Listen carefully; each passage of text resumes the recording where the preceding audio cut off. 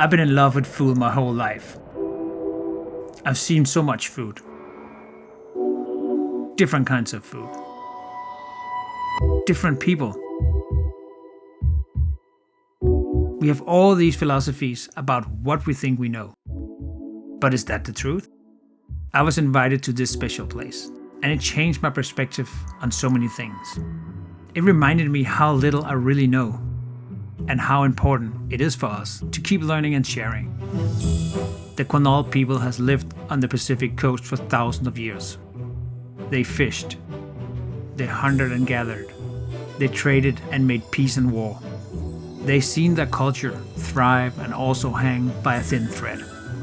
They're forging ahead to preserve their culture and look to the future.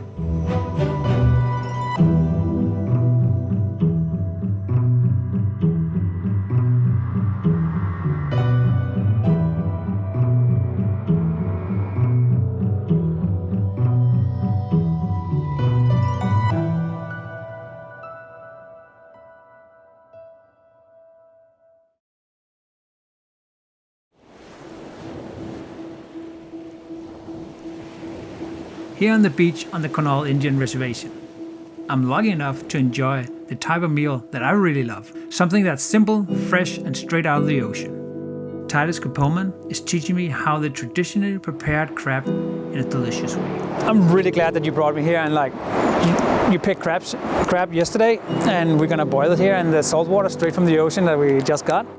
These crab that are part of our treaty rights were caught probably about 3 miles out that way. So one cool thing about the food that we do gather is over the years, this is one of the things that hasn't changed, especially about this crab. This is the same crab that we were eating hundreds of years ago. No fancy, preservatives or additives, So that's one cool thing that connects us with our culture, is cooking crab like this, getting our clams, our fish, our salmon. Oh, dang, they are ready. I think they are. Boil and steam right there. You want to grab them? Woo, woo, woo, woo. It's boiling. It's gonna be a big feast here. Lid on, timer on. We gathered driftwood from the beach, started a fire, got seawater, boiled the crab in it. And that's it. It's so simple.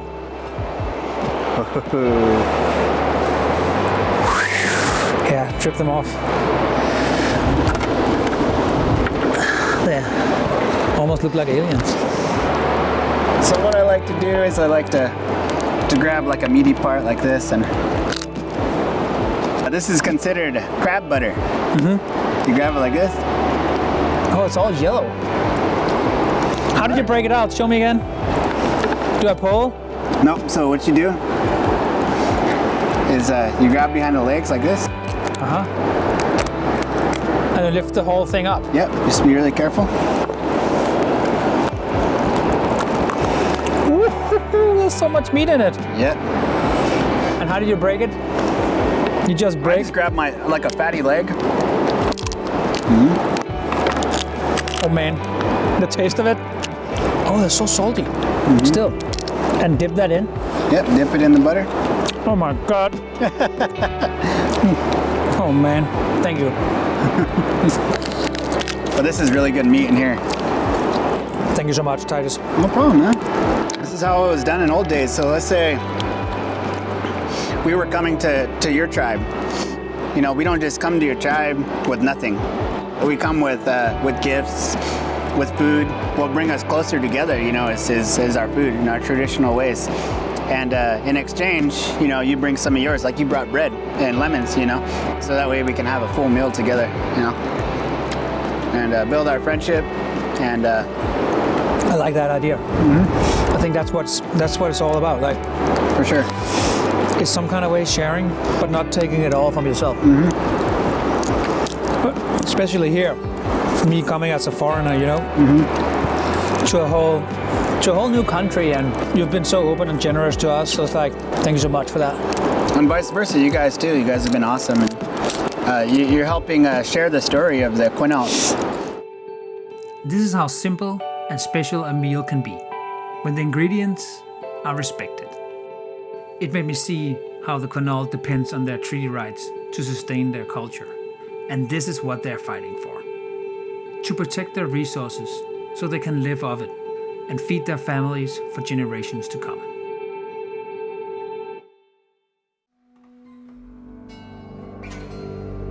For the Quinault people, the canoe is one of the most important things. Dugout canoes were made from massive trees that lined the coast. It could bring them to the ocean or to the lake. It served as a method for fishing, whaling, trading, traveling, and war. And they have been used for thousands of years and are still used today. It's one of the most iconic images of the Quinault.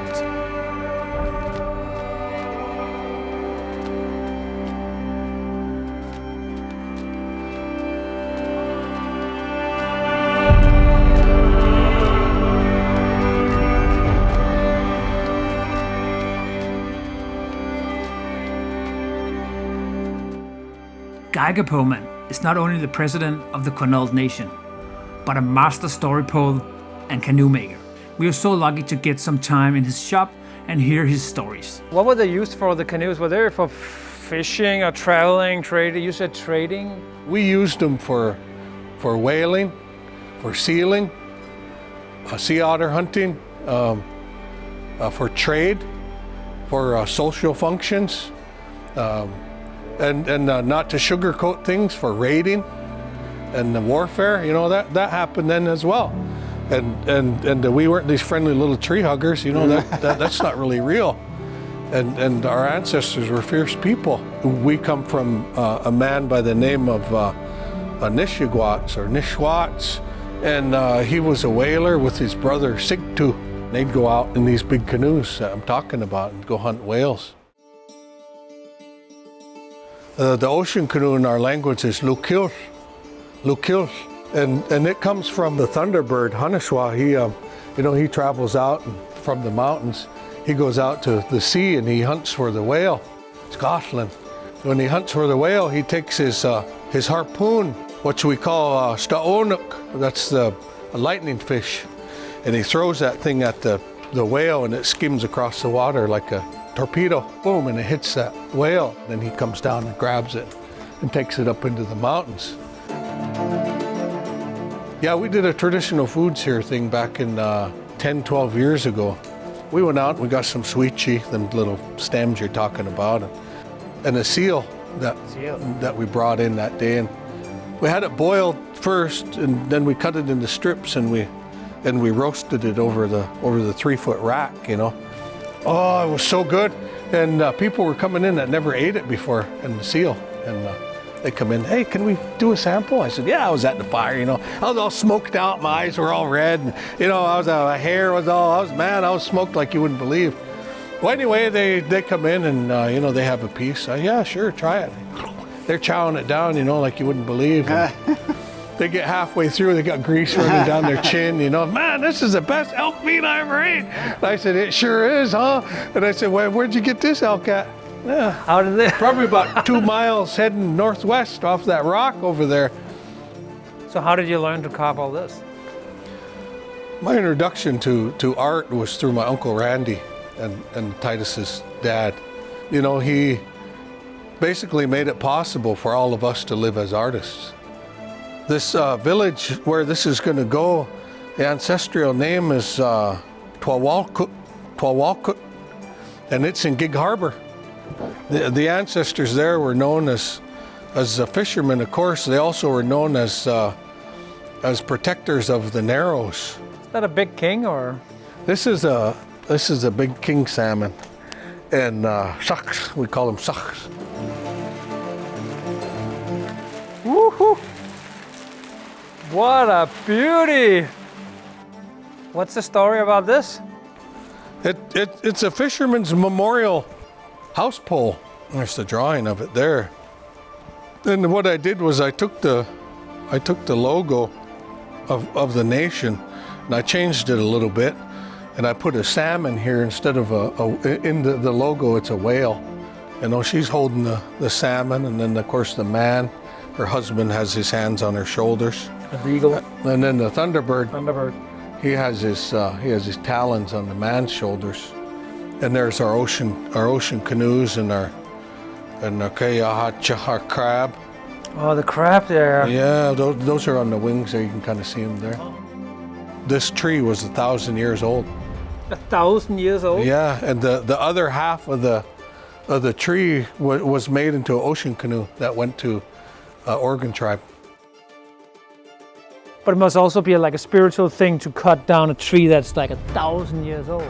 Oh yeah, it's not just something that you do, you know, because it's magical. 1,000 years is a long time. Yeah, and I think about, you know, when I'm doing something like this, I think about at what point in our timeline, you know, were my ancestors when this tree was this big, you know, and what were we doing at that time? What this tree experienced in its lifetime. I really love Guy's stories. He really took my breath away. He's such a wealth of information, history, and culture. He's the president of the Quinault, but he's so down to earth, and there was like these fables and stories, and like, I don't know, there was just something mythical about him, like, but I felt so welcomed.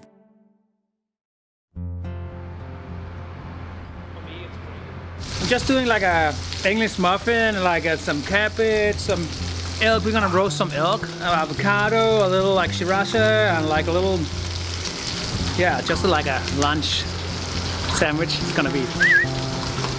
This elk we're using was great. Titus hunted this to provide for the community and was generous enough to share a little for lunch.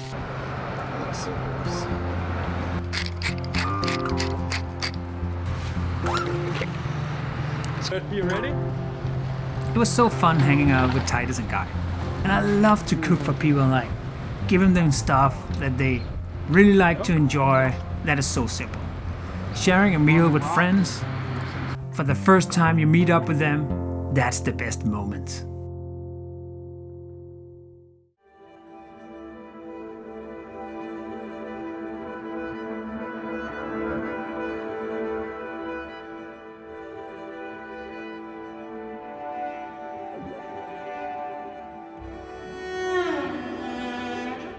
Titus brought us along for one of his elk hunts. But first, we were hunting for something else. Mushroom and Indian tea. Hey, here's a white mushroom. So many mushrooms, man. A really nice meaty mushroom. Wow. Oh, I thought you were about to eat it. No, you can actually eat it. It actually smells a little like the white chanterelle. If you're tasting mushrooms, you always take a bite. And you always keep it in the front of your mouth. What's a good indicator that it's poisonous? There's no indicator. You need to know your mushrooms. Okay. All right, this is called Indian tea. We harvest this for usually elders and stuff who like to drink tea, and you can tell it's Indian tea by the fur. And they'll usually grow in patches like this. And this is a really sacred plant for us. And the way you harvest them, some people go up and just go, because it's easier, you know, obviously. But usually just go like that, boom. Like you actually pick boom. tea. Yep, you're picking it. And you don't break the leaves. no, just go all the way to the bottom, click up, and then the same concept. You know, if you pick this tea with a good positive attitude, with love in your heart, this tea will carry a lot of medicine. You know, and I like to say that goes with anything in life. You know. Not very good, but. No, but you can feel like there's some kind of like... Yeah, there's some medicine in there, huh? Mm-hmm. Mm-hmm. Wild game management is one of the most important resources for the tribe. Throughout history, the Quinault's rights to their lands and animals has been threatened by outsiders. At times, nearly wiped out the whole population of big game, like elk. Now members of the tribe, like Titus, work with the biologists to maintain a healthy population while providing meat for the community. The first time we went out, you know, I lit the fire because I was like, man, we really need some meat too. So like, I just started going out. I got skunked probably 6 times in a row one time. And, you know, I finally seen one, this elk, had a chance to run away, and he was with three other elk, and he stopped, and he just, you know, turned broadside and looked at me, and he like gifted himself to me, you know. That persistence really pays off, and if you come out here with a good positive mindset and good intentions on your heart, like I need to feed somebody, and there's elders out there that we need to provide for, these elk will always present themselves to you. Maybe not on your time, but when they're ready, you have to be ready too. When I got out of the military, I started being more involved into the community. Like I started helping people who were struggling with alcohol and drugs, and I got certified to be a recovery coach. So if people struggling with drugs and alcohol, I can help them. But it's super hard in such a small community to start these meetings because everybody knows everybody, and if somebody sees you going to a meeting, you know, there's just a sense of judgment in the air. That's one of the reasons why I'm trying to take on these small community boards, so I can get prepared and start seeing and making a difference in our community, you know. So that's your mission. That's my mission, yeah. Younger people like Titus is so important to preserve traditions, but also look to the future. He's doing his part to heal the community. He's a really special person.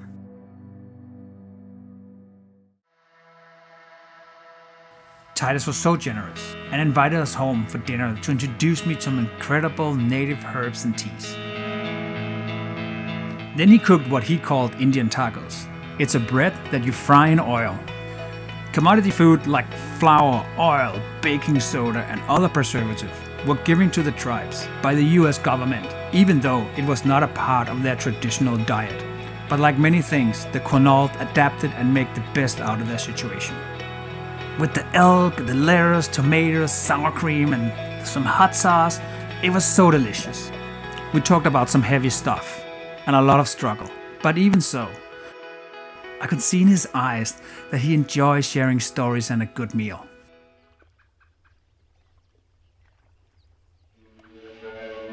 After decades of devastation of the Quinault fisheries, because of exploitation, polluting and climate change, the salmon population are dangerously low. David James Jr. is a broodstocker and a fish whisperer, and he's going to tell me how the tribe is trying to rebuild their fisheries.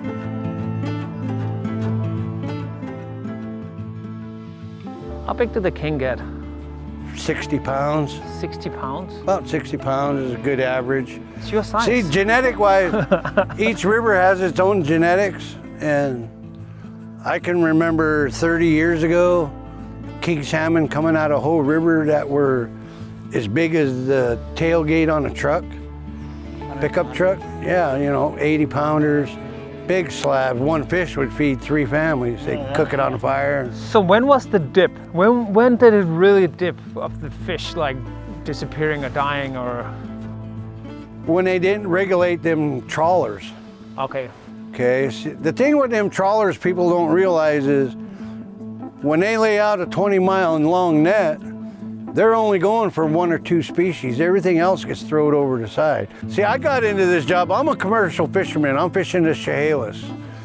But when I got this job as a broodstocker, to me it was just rewarding because as a predator that's taking fish out of the watershed, to me it was just gratifying because instead of just taking, I'm actually working and helping to put things back into the system. So you're clearing your soul by all the fish you took up, you're actually putting them back. Yeah, you can look at it that way. It eases my conscience. Oh gee, big old roller right there. It's just gratifying. I mean, right now we're having a hard time finding people compared to 10, 15 years ago. You might have 15 guys applying for the same job. Right now, we're having a hard time getting people that want to be fish wranglers and raise fish. But it's a job. Yeah, but there's so many people without jobs. Well, a lot of them don't want to work. They don't want to work. See, you got a fish hitting out there. Yeah. Oh, there's one in the net. Oh, see the net.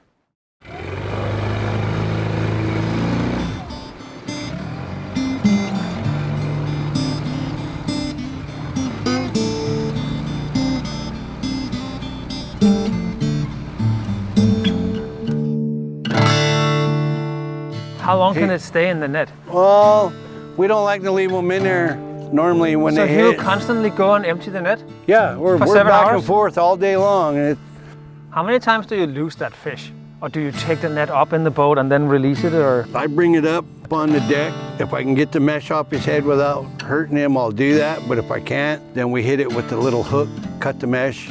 Because like if you get 4 males and 1 female that hit it in a clump, the main priority is that female with the eggs.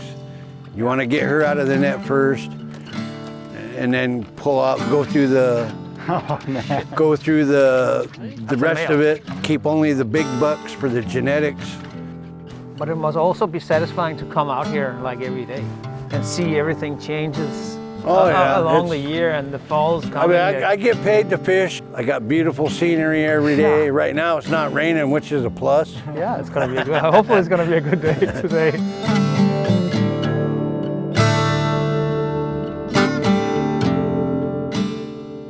After the wrangler brings in the fish, like this big king salmon here, they take it up to the incubation center for spawning. To make sure the fish doesn't stress, David puts them into these big holding tanks to rest for a week or so. This makes sure that the fertilization process goes smoothly.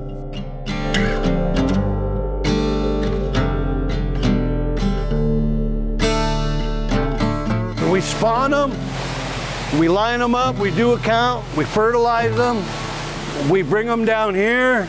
Steelhead and king salmon, you're gonna have at least 4,500 to 6,000 eggs per fish. You know, 45, 30,000, whatever, will go in one tray. And then we transfer them over to here, then they stay in here until they're hatched.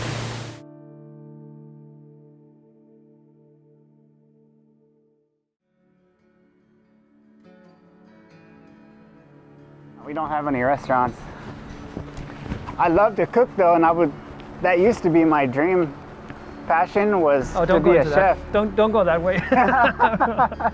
So Shane is the manager of the Quinault Pride Seafood. They make these beautiful, beautiful handcrafted boxes and handcrafted canned salmon, steelhead, razor clams or crab, and they're trying to get people's eyes up for high quality canned food.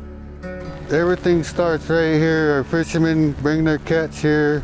And there's a series of fishing grounds out here where you see all these stakes. Yeah. See all the stakes up and down the river? Those are stakes for what they call set nets. Oh, okay. And then right on the other side of the river, you see where those buoys are over there? Yeah. That's another fishing ground over there. Okay, so you each have your own spot? Every family in the Quinault Nation has their own fishing spot. Okay. So the way that the set net works is that it creates a funnel from the shore to the middle of the river. The net keeps an open channel that allows the majority of the salmon to make their way upstream to spawn. It's a sustainable method that the Quinault have been using for generations. And again here, they're working with the biologists to maintain their wild fish they have left. After seeing the set nets and the loading dock, Shane takes us around the facility. I got to see how the fish is processed for sale, as well as their canning process, which is all done by hand. So what is this? This is a smoked razor clam? These are smoked razor clams. The tribe, we harvest razor clams, and it's a resource that's co-managed by the state of Washington and the Quinault tribe. We just pulled those clams out of there earlier today. But I've seen some smokers where I come from in Denmark, like the smokers they're older than this, and they're like all black inside. Like our old smoker was made in Denmark. Was it? Copenhagen. Oh, correct. Cool. That's pretty cool. It was called Skov and Weidman. Oh, it was made in Denmark. Even though the tribe uses modern smokers, like the one they had from Denmark, historically, to preserve their fish, they would smoke them in those big wooden lodges. It's crazy to think about how much time and space divides the Danish culture from the one like Quinault. But here we are, seeing some of the same methods to preserve food like many other cultures around the world. It's a pretty incredible thing. Right on. Yeah, these are called butterfly fillets. This is how we flay them when they cook them traditional style over fire on a fish stick is what they call them. So that's all yours. Cool, thank you, Shane. I appreciate it, man. Yeah, Thank you for letting us come through. And Quinault, when translated, it means land of the rich. And that doesn't mean rich in money. It means rich in resources like fish and elk and berries and clams and baskets and, you know, cedar. That's what a rich Quinault was back in the day. But today, you know, times have changed. But yeah, you know, back in the day, we'd be considered rich today for having a handful of salmon. It is still rich. It's still rich to have a handful of salmon. Yeah. I think that's like the most important thing. It's like you're Yeah. rich because you have a handful of salmon. For sure. Yeah. Yeah. Better have a handful of salmon than a handful of burgers. Yeah.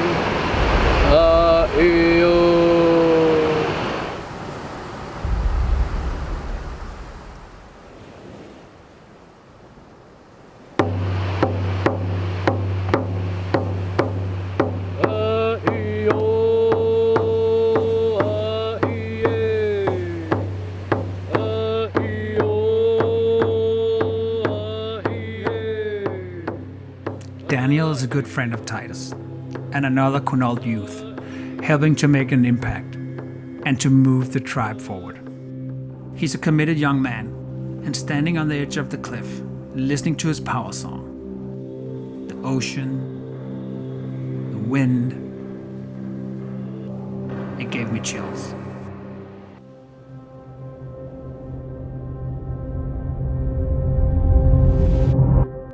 We're heading back to one of Quinault's most sacred places, this longhouse. They've been gathering here for generations to conduct special ceremonies and celebrating major spiritual events.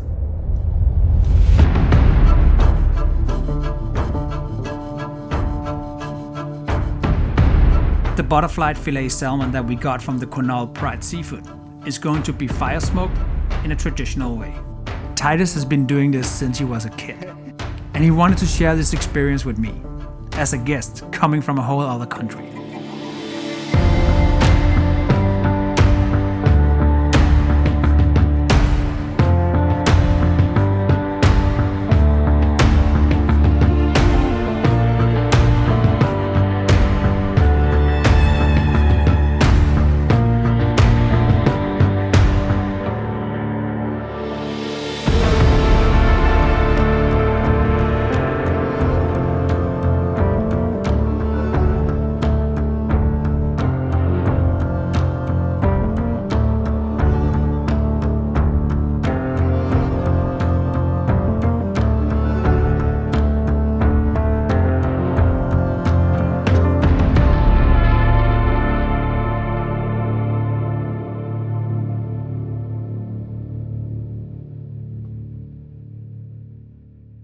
After dinner, I gave Titus and Daniel some oyster salt that I've made as a gift.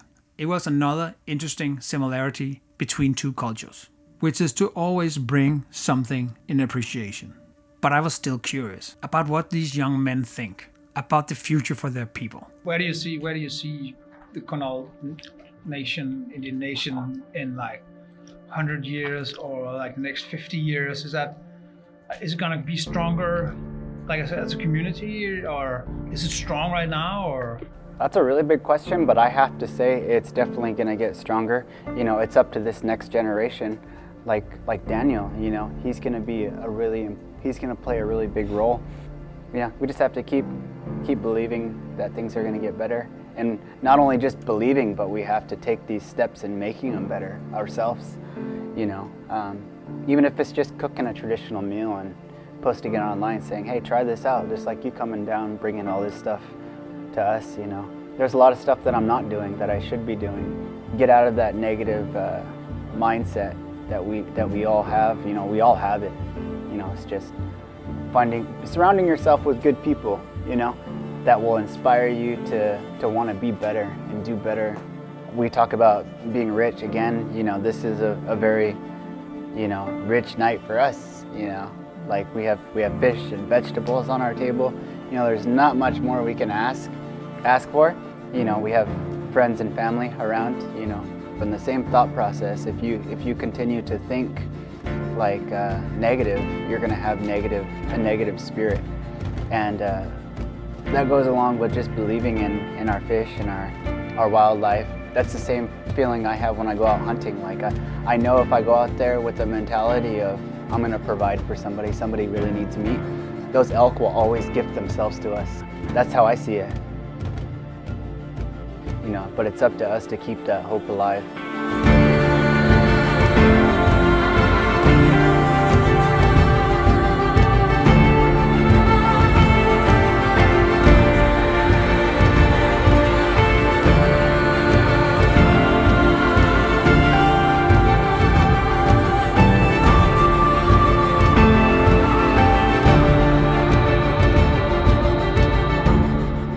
This has been a real eye-opener for me, coming from a whole other country, being invited here to something so special. We have all these presumptions about culture, people, communities that we don't know, just like the Quinault. And even though they can make all these excuses about their past, I saw and heard none of that. I know we can learn so much from each other, as long as we have an open mind and show respect. This was an incredible journey, and it's going to stay with me for the rest of my life.